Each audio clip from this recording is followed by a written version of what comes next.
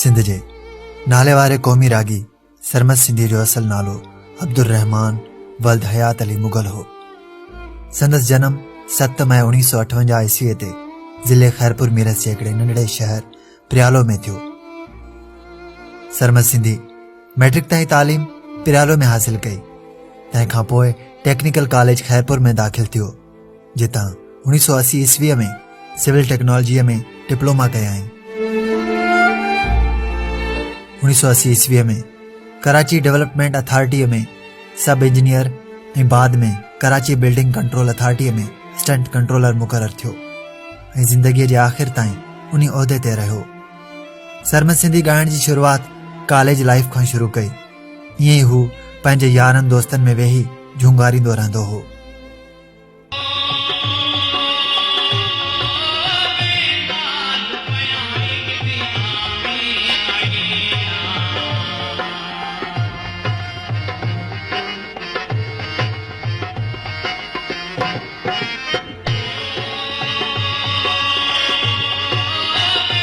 खेसि जीएसएन जे नारे सां मोहब्बत हूंदी हुई।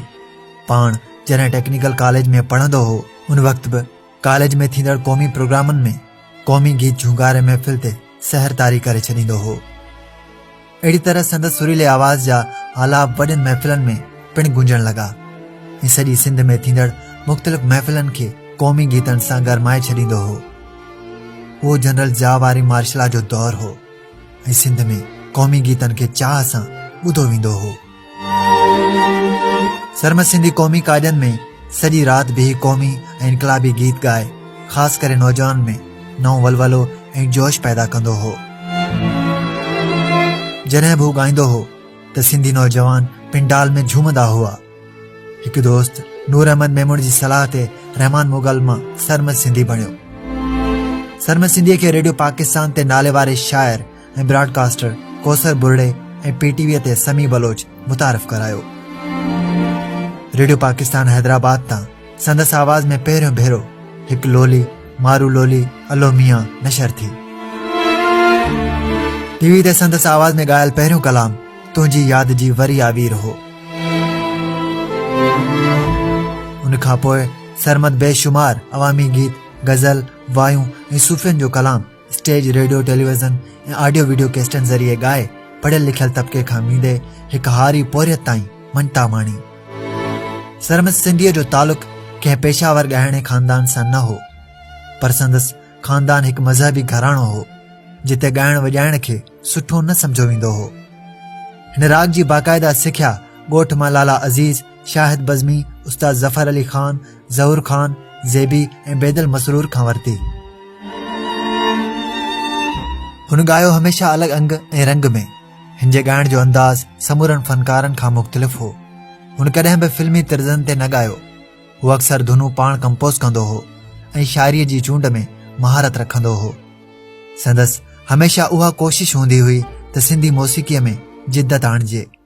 हुन हमेशा धरतीअ ते थींदड़ ॾाढ, ज़ुल्म ऐं जबर जे ख़िलाफ़ पंहिंजे इनकलाबी आवाज़ जे वसीले जंग कई। हुन हर मौज़ूअ ते ॻायो।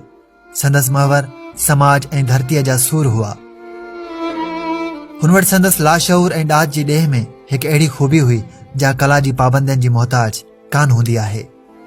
सरमद सिंधीअ जा वॾा असल सखर जा हुआ ऐं अमली तरह हुन पंहिंजो पाण पंहिंजे घर भातियुनि ऐं पंहिंजनि ॿारनि खे सिंध धरतीअ जी मिटीअ सां रचाए छॾियो हो।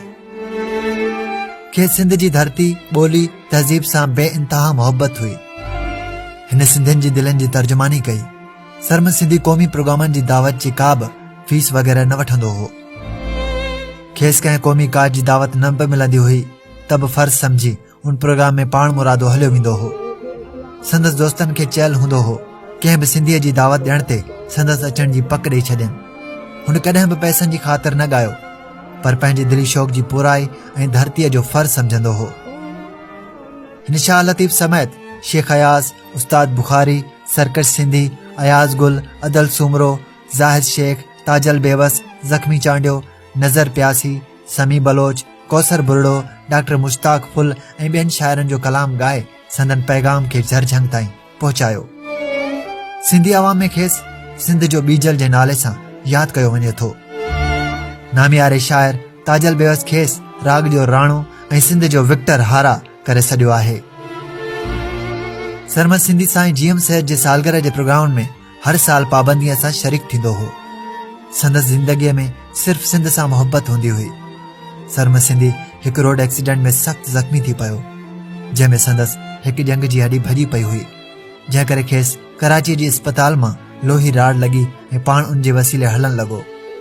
कुझु अरसे बाद 27 दिसंबर 1996 ईस्वीअ ते बदीन मां हिकु प्रोग्राम करे कोस्टर ज़रिए कराची वापसि वञी रहियो हो त दीवान शुगर मिल ठटे वेझो कोस्टर जो कमनि सां भरियल हिकु ट्रक सां टकर थी पियो, जंहिंमें हू सख़्तु ज़ख़्मी थी पियो।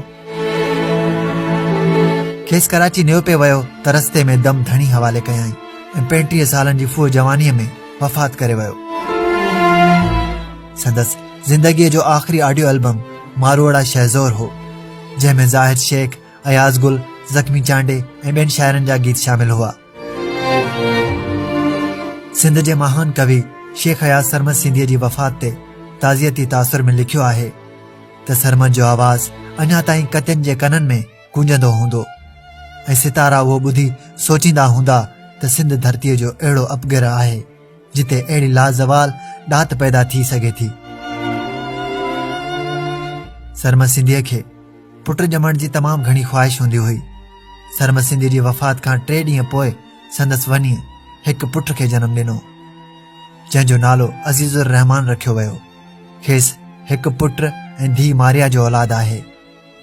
हिन वक़्तु सरमद सिंधीअ जो नंढो भाउ अहमद मुगल संदसि नक्शे क़दम ते हलंदे पंहिंजे भाउ जो नालो रोशन करे रहियो आहे।